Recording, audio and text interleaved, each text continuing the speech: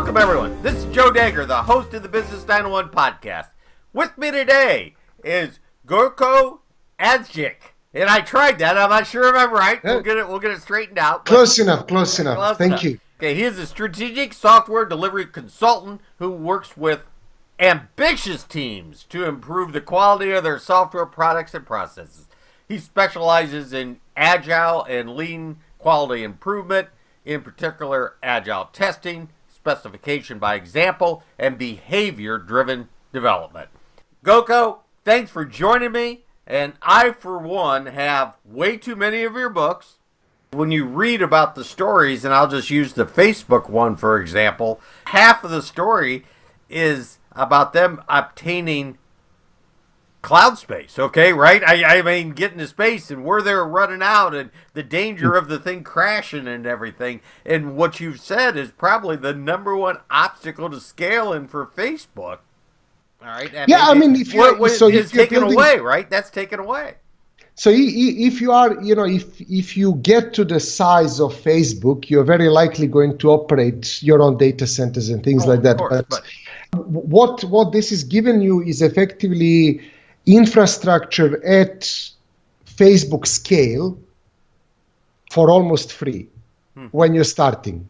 And as you're scaling up, and if you can design your kind of services in a way that, how much you're spending on the infrastructure is less than how much you're charging your customers per request or per service or per month, then there's a clear financial proposition for kind of growth.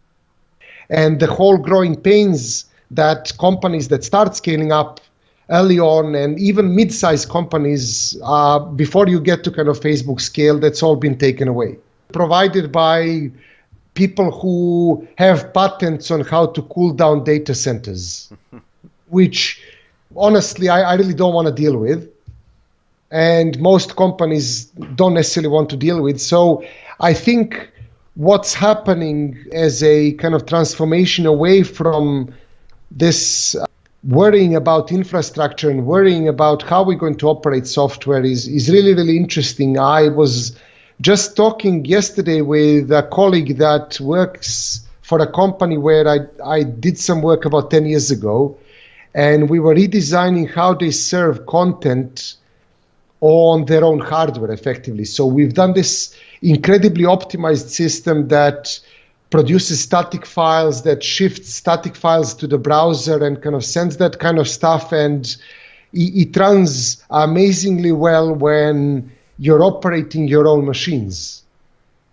It's something like 3 orders of magnitude faster than typical ways of generating dynamic content, but it's becoming irrelevant as they're moving stuff to the cloud because you're no longer operating your own machines. You're not really getting the benefit of the whole thing. At the same time, it's almost zero cost to kind of distribute that work to 100 virtual machines that are going to churn that thing around.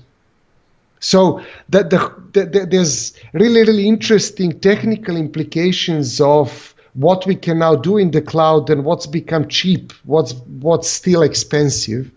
And I think in a sense, again, going back to the theme that somehow we arrived to in this conversation is that maybe 10 years ago, the cost of operating the infrastructure and the cost of, running one machine or 20 machines was really what's giving you a competitive advantage.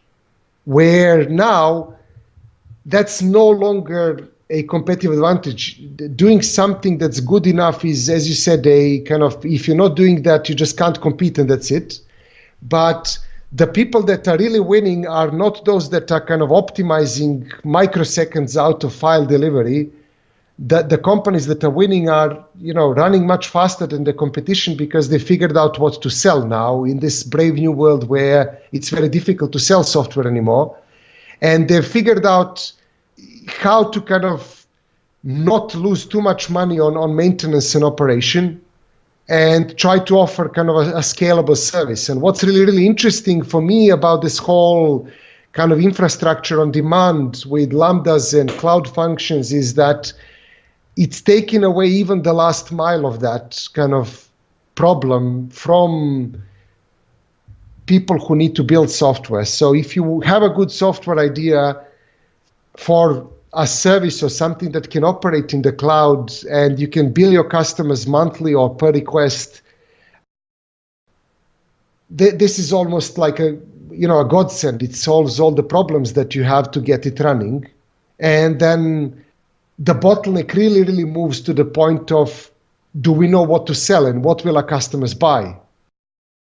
That's why I think, the whole delivering the software quickly and operating the software, those are solved problems. But because they're sold to such a degree that you can buy it from Amazon now, that's no longer a competitive advantage. You can just get that. I mean, just as a frame of reference, this collaboration product I'm working on now, last month we had about 400,000 active users.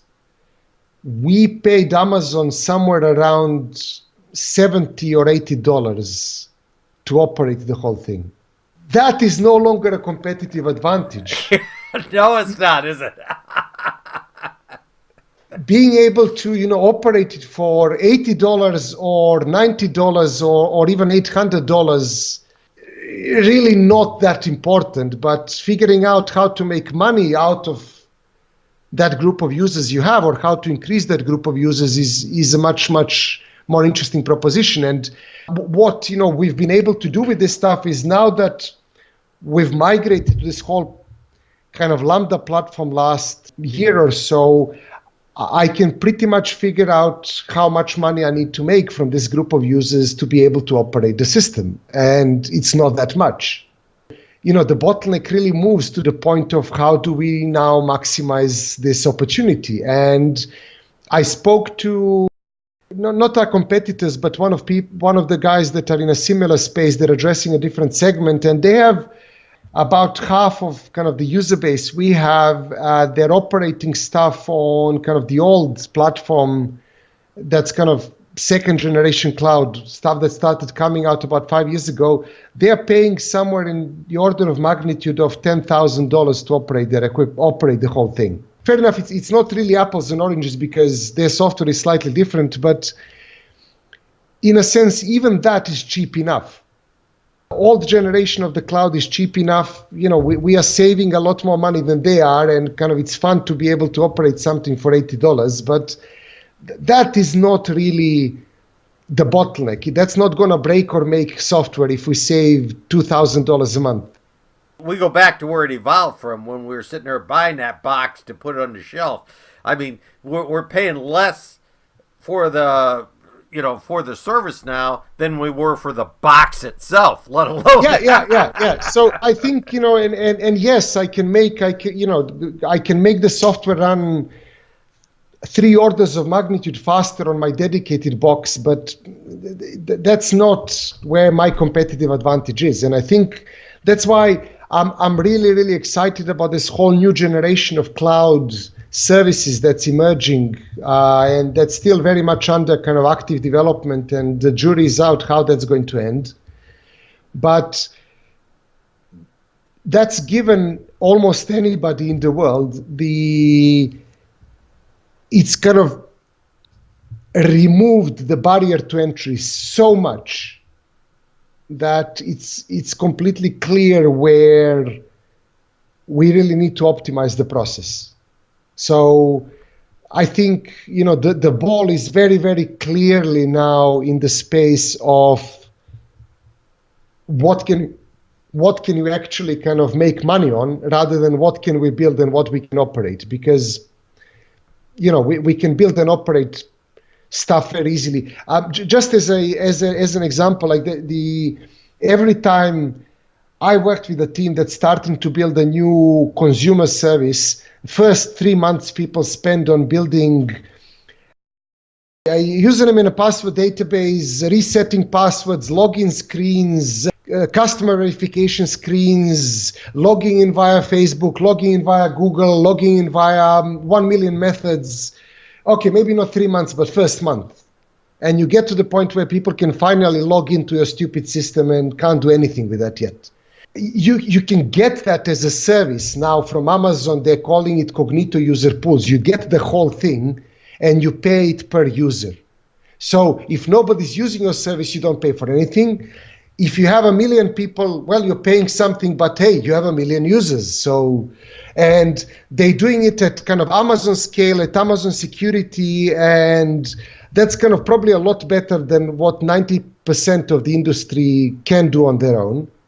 And that's, I said, no longer a competitive advantage. You read every day about these stupid companies that have lost customer details or people have hacked into them, where who knows how much time they've spent building their kind of user and password database that got hacked later.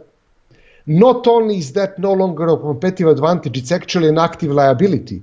You know, I would probably trust Amazon more than 90% of the people out there to know how to build it right. You get that now pretty much, as I said, out of the box, and you pay only when you have users, but you get it at a scale that can survive Amazon scale. So, the things you mentioned where lots of growing pains for a company like Facebook are no longer, I mean, Facebook got started in 2007 or something, probably even earlier, when that was not a solved problem. They had to solve it themselves. But somebody now came in and basically gives that away for almost free at the point where it's completely wiped that out as a competitive advantage. So, you need to find a different competitive advantage. What kind of a service are you going to offer? Because you and I can both, in 20 minutes, set up a system that allows people to register, reset passwords, set up two-factor authentication, set up notification email. All of that is done. And done at Amazon scale. The question is, what are you going to do with that now?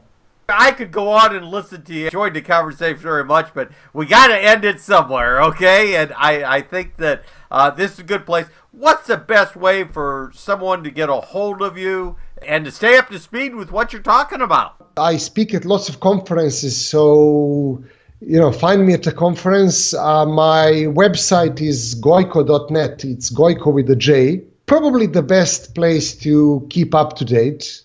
You're on Twitter and on LinkedIn.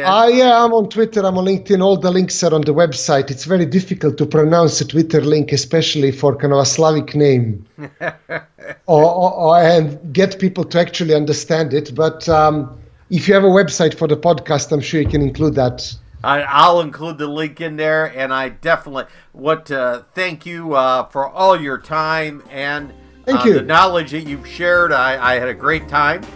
It was a pleasure. This podcast will be available on the Business 901 iTunes Store and the Business 901 blog site. So I want to thank everyone for listening. Thanks.